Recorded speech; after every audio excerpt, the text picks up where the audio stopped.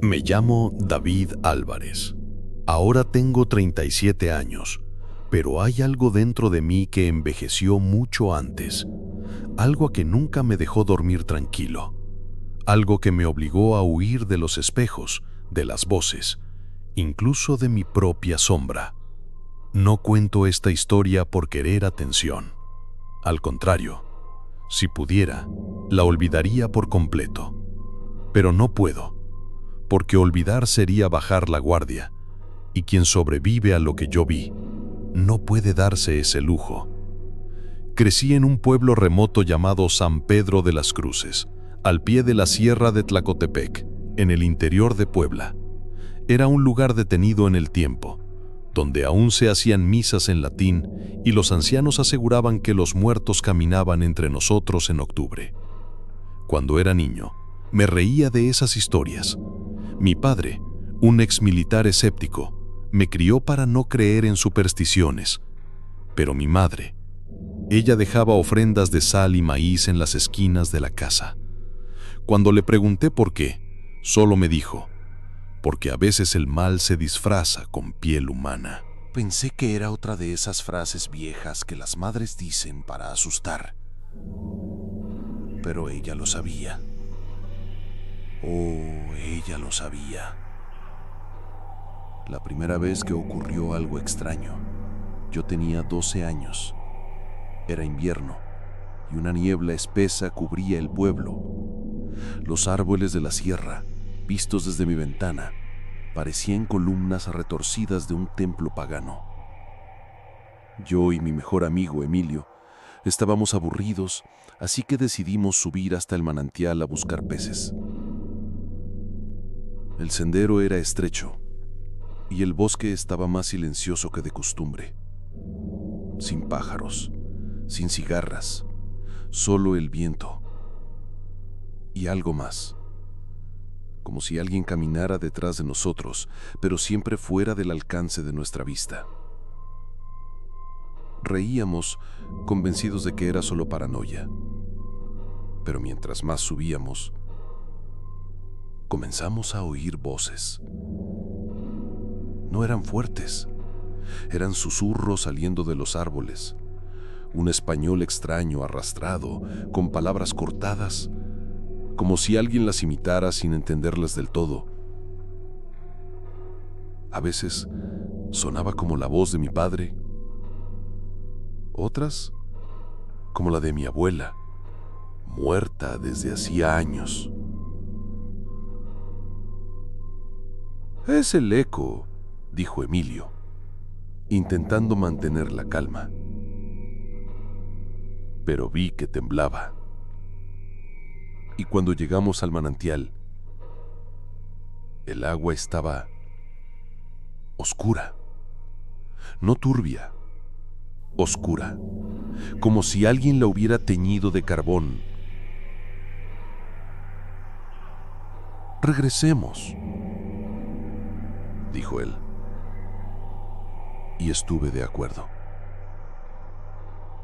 En el camino de vuelta, lo vimos.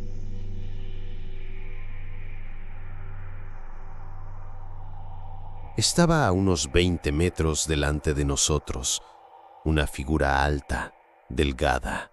Llevaba ropa humana, una camisa de franela, pantalones gastados, pero sus pies estaban descalzos, torcidos como los de una cabra, y su rostro no tenía rasgos humanos. Era como una máscara hecha a la fuerza. Los ojos demasiado hundidos, la boca amplia pero inmóvil, como si solo estuviera pintada, y sin embargo hablaba. «David, Emilio, vengan aquí». La voz era perfecta, la voz de mi madre. Salimos corriendo, bajamos tropezando, arañándonos con las ramas, con el aire cortándonos los pulmones. No miramos atrás. Nunca mires atrás. Esa es la primera regla para sobrevivir. Cuando llegamos a casa, llorando y con las rodillas ensangrentadas, mi madre no preguntó nada. Solo me abrazó con fuerza y comenzó a rezar. Ella lo sabía. Ella sabía lo que habíamos visto. A partir de ese día, todo se volvió peor. Las noches ya no traían silencio. Traían arañazos en las paredes, huellas de pezuñas alrededor de la casa y voces, tantas voces, llamándome, siempre con voces que reconocía, siempre con rostros que amaba. Mi padre nos ordenó dejar de inventar. Dijo que era imaginación, pero en el fondo, él también comenzó a cambiar. Se volvió más callado. Dormía con su rifle del ejército al lado de la cama. Empezó a poner sal en todas las ventanas. Entonces, Emilio desapareció. Su madre dijo que salió en la noche, después de escuchar que alguien lo llamaba, alguien con la voz de su padre muerto. Dijeron que huyó, como hacen muchos jóvenes, pero yo sabía que él la escuchó, que ella lo llamó con una máscara de recuerdos. Comencé a soñar con Emilio. En mis sueños, estaba en medio del bosque, con el rostro volteado hacia atrás, diciéndome: David, esta piel no es mía, ellos nos visten. Y entonces comencé a ver a la criatura.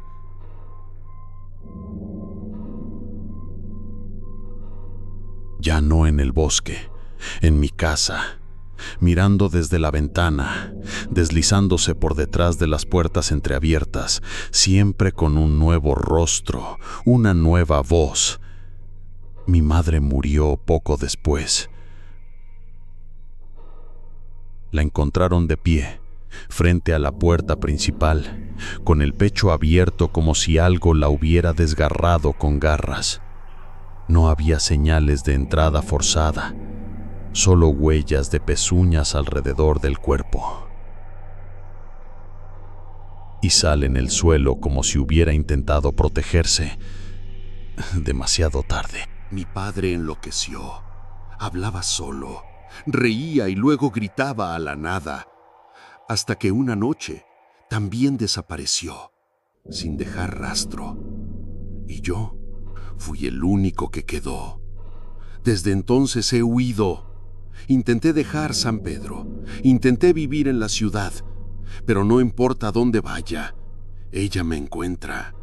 Cambia de forma, de voz, pero siempre está allí, en alguien, o detrás de mí, en el espejo, o al teléfono con la voz de mi padre diciendo: Hijo, vuelve a casa. Pero yo sé quién eres. No eres mi padre. Eres la cosa que viste pieles. Eres el Skinwalker. Y sé que estás leyendo esto ahora, esperando a que baje la guardia. Pero aún no. Aún no. Después de la desaparición de mi padre, fui acogido por mi tía Dolores, hermana mayor de mi madre, que vivía en Tenahuacán. Era una mujer profundamente religiosa, de esas que tienen crucifijos en cada rincón de la casa y rezan como si libraran una guerra silenciosa. Pensé que allí, lejos de la sierra, lejos del pueblo, tal vez por fin podría respirar. Durante unos meses, todo fue soportable. Comencé a estudiar en una nueva escuela. Intentaba sonreír, fingía que todo había sido solo una pesadilla enterrada en el pasado. Pero por las noches, siempre por las noches, los recuerdos volvían. No solo las memorias, las presencias. Comencé a oír cosas en los pasillos de la casa de Dolores. Pasos, puertas que crujían lentamente. Un susurro constante. A veces venía de las paredes, otras de mi almohada. Ya olvidaste el rostro de tu madre. Saltaba de la cama y encendía todas las luces. La habitación, vacía como siempre, me devolvía un silencio espeso, como si se burlara de mí. Una noche encontré una foto de mi madre en el suelo del cuarto, completamente rayada. El marco rajado en forma de cruz invertida. Se la mostré a mi tía. Me dijo que era obra del demonio y empezó a rezar aún más, pero vi en sus ojos. Ella también tenía miedo. Ese miedo silencioso que viene del que ya sabe, pero no quiere admitirlo. Un miedo que crece en lo profundo del alma. 2 meses después, Dolores empezó a comportarse de forma extraña. Me observaba demasiado. Sus ojos, antes cálidos, estaban secos y fijos, como si estudiara mis movimientos. Una noche me desperté y ella estaba parada al lado de mi cama, mirándome en la oscuridad. No dijo nada, solo estaba allí, inmóvil, como una sombra. Le pregunté qué hacía. Su respuesta fue lo que más me perturbó. Solo quería recordar el sabor de tu olor. No fue solo lo que dijo, sino cómo lo dijo. Esa no era su voz, era una imitación, como si alguien intentara copiarla sin conocerla, una marioneta mal manipulada. Huí de allí el día siguiente. No llevé nada, solo la ropa puesta y mi billetera. Tomé un autobús hacia Ciudad de México, pensando que entre millones de personas la criatura no podría encontrarme. Pero siempre me encuentra. Las cosas se volvieron peores. En el pequeño apartamento que alquilé, las paredes comenzaron a sudar. Sí, sudar. Al amanecer, la humedad resbalaba como si la casa sangrara durante la noche. Los espejos se empañaban con palabras que yo no escribía, palabras en un idioma gutural, antiguo, que dolía solo con intentar pronunciar. Evitaba dormir. Comencé a tener alucinaciones. Veía gente en la calle, normales al principio, pero luego sonrían demasiado, o sus ojos no parpadeaban, o sus dientes eran incorrectos, largos, filosos. Vi a Emilio una vez. Cruzaba la acera frente a mi edificio. Corrí tras él, pero cuando volteó, no tenía ojos, solo cavidades oscuras, como si se los hubieran arrancado. Desperté desmayado en la calle, con los codos raspados y la lengua mordida, y frente a mí, escrito en el suelo con algo oscuro y húmedo, estaban las palabras: David, tú también serás usado. Fue ahí cuando comprendí que no hay distancia segura, que lo que me persigue no es físico, es una presencia que se infiltra, que se disfraza, que se alimenta de recuerdos, de amor, de miedo. Comencé a escribir todo en cuadernos, intentando organizar mi terror, pero los cuadernos desaparecían, uno por uno, y en su lugar siempre encontraba la misma nota: estás haciendo del miedo un hogar y yo soy el techo. Intenté quitarme la vida. Sí, me arrojé del tercer piso, pero algo me sostuvo en el aire por 2 segundos. Luego me arrojó con fuerza al suelo. Desperté en el hospital con los huesos rotos y los ojos diferentes. La enfermera dijo que durante 3 días me reía solo, que repetía frases como: ella cabe dentro de mí, la piel se estira, necesitan nuevos rostros. Yo no recuerdo nada de eso, solo el frío. Un frío que no venía del cuerpo, venía de adentro, del alma. Desde entonces sé con certeza: ella está en mí. No como una posesión evidente, sino como una grieta, un hilo que ella sostiene y va tirando lentamente, esperando el momento en que me canse de resistir. Y estoy cansado, tan cansado.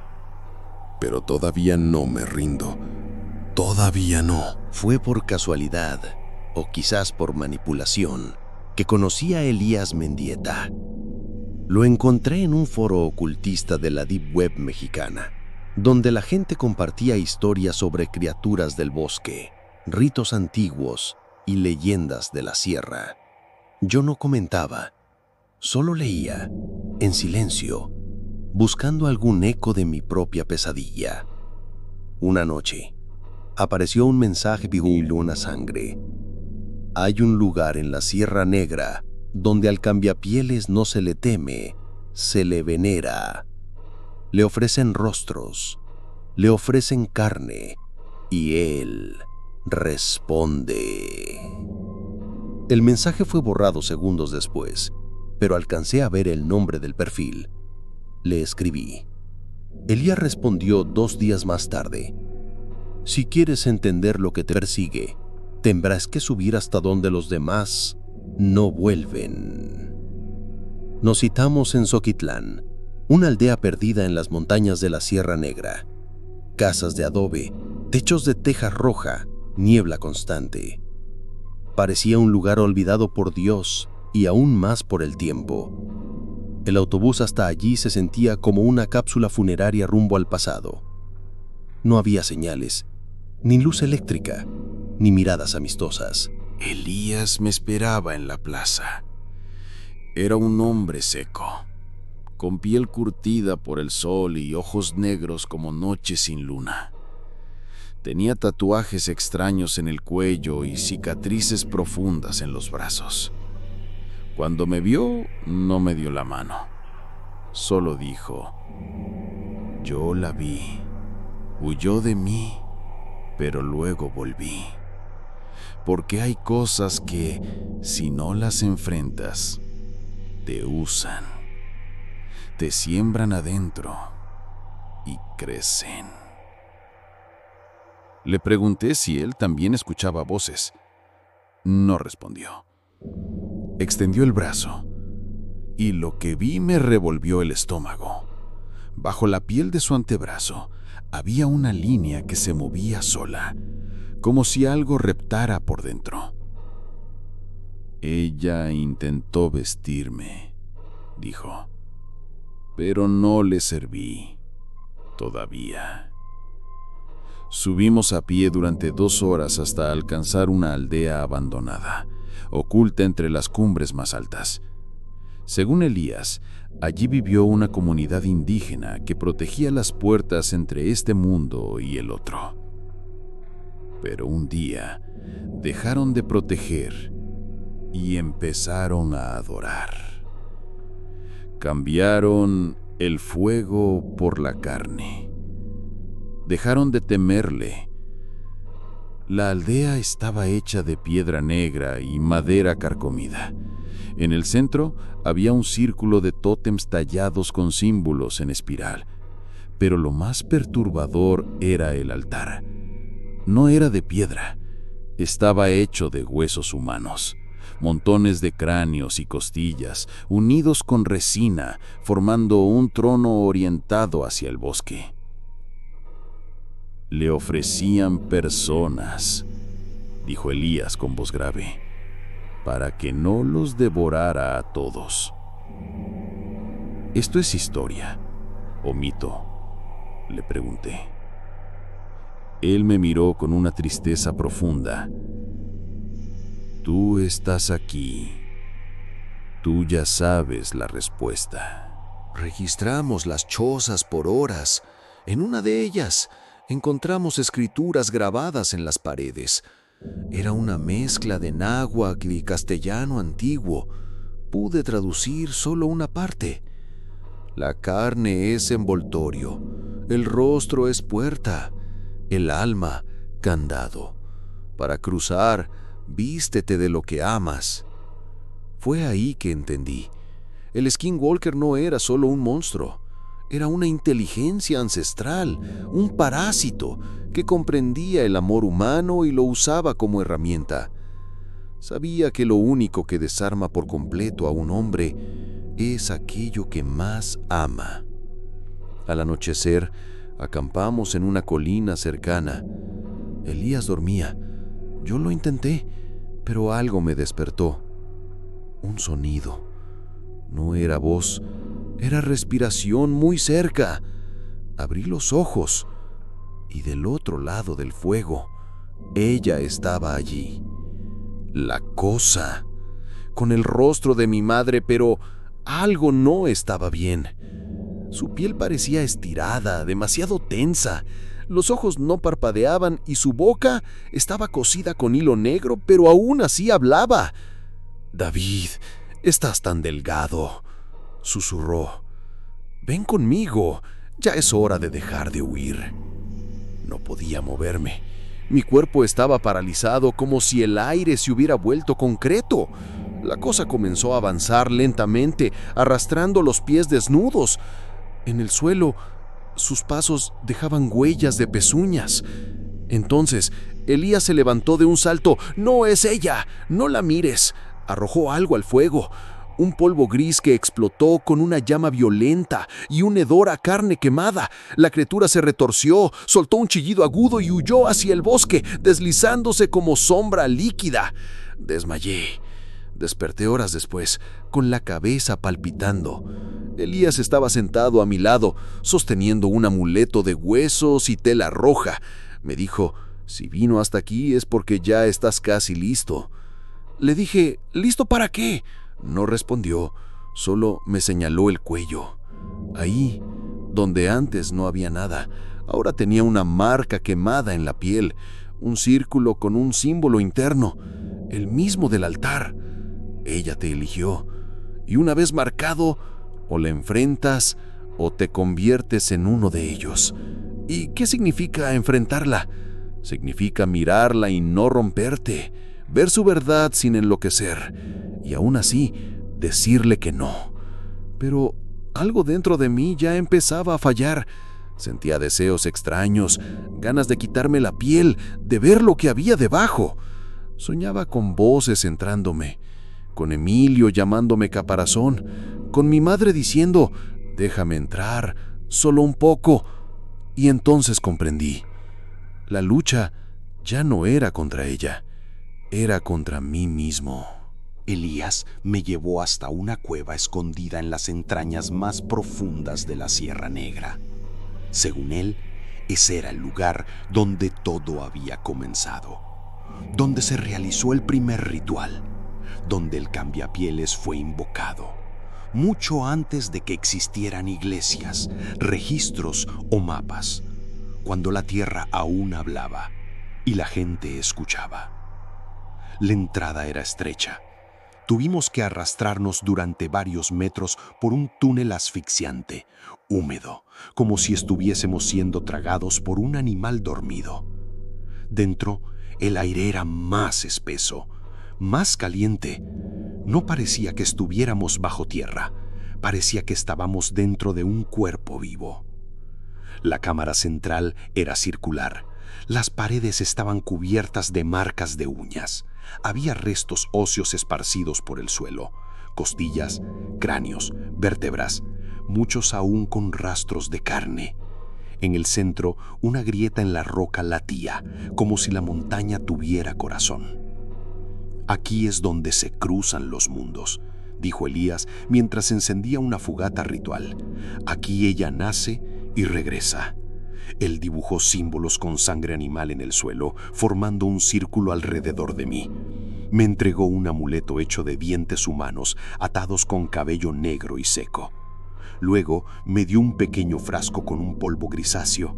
Esto es ceniza de lengua, usada para sellar la voz de los que caminan entre nosotros. Me senté en el centro, cerré los ojos y esperé. No tardó. La oscuridad me rodeó y con ella vino ella, no como una figura, no como una sombra, sino como una presencia total, Entró en mis recuerdos, en mi dolor, en mis deseos más profundos. Vi a mi madre sonriendo mientras me cocinaba. Vi a Emilio leyendo bajo el árbol con su gorra torcida. Vi a mi padre fuerte antes de perder la razón. Y vi cómo sus rostros se derretían, cómo sus bocas se abrían de más, cómo sus pieles caían y de dentro salía la cosa, el skinwalker, sin forma fija, sin rostro verdadero, solo carne viva, cubierta de ojos, de bocas que hablaban todas a la vez, imitando lo que más amaba. «Ya estás listo, David», susurró desde todos lados. «Estás marcado, estás roto. Solo falta que me dejes entrar». Yo temblaba, gritaba, rezaba, pero algo en mí quería rendirse. Quería dejar de correr. Quería abrazar a mi madre, aunque fuese una mentira. Quería oír la risa de Emilio, aunque viniera de una garganta falsa. Quería descanso. Y ella lo supo. Extendió su mano. No era una mano humana. Era una mezcla de tendones, huesos y piel vieja. Pero su tacto era cálido. Y yo la tomé.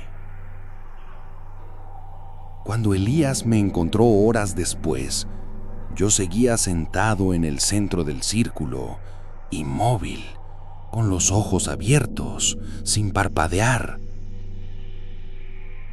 Me llamó. «David, ¿estás bien?» Yo lo miré y sonreí. «David ya no está», dije, con una voz que no era mía, «pero hay espacio para más». Elías corrió. No llegó lejos. Yo lo alcancé antes de que pudiera gritar. Ahora camino entre ustedes. Soy el vecino que no recuerdas haber visto, el extraño del colectivo, el cajero que no parpadea, el niño que habla con la voz de su abuelo muerto. Estoy en las fotos que crees haber tirado, en los sueños donde los rostros no encajan. Y cuando escuches una voz familiar llamarte desde un lugar vacío, no respondas. Porque si lo haces, yo sabré que estás listo. Y entonces te vestiré. Te vestiré como vestía David. Y dentro de ti, dentro de tu carne, yo respiraré